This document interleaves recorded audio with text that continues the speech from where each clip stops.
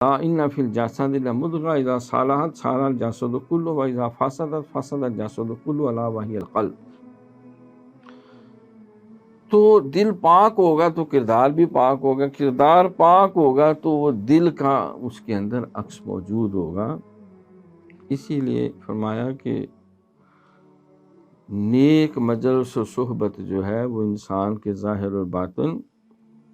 میں مثبت تبدیلی لے آتی ہے، اس لیے کہ ظاہر جو کردار ہے وہ بھی متاثر کرتا ہے، اور جو قلب و روح کی تطہیر ہے وہ قلب و روح کی تطہیر کا سامان کرتا ہے. لیکن سرکار کی خدمت میں صحابہ بیٹھے ہوتے تھے، ایسے لگتا تھا وہ پرسکون ہوتے جس طرح ان کے سروں پہ پرندے بیٹھے ہیں، اگر وہ ہلے تو پرندے اڑ جائیں گے. تو یہ خشیت اور یہ خشوع و خضوع اور یہ عاجزی اور انکساری اور یہ انہماک اور اللہ رسول سے محبت کا عملی مظاہرہ جو ہے وہ سرکار کی صحبت کا نتیجہ تھا. لیکن اسی لیے قرآن میں اللہ نے فرمایا کہ جو سرکار کی ذمہ داریاں ہیں کہ وہ آیتیں پڑھ کے سنائے،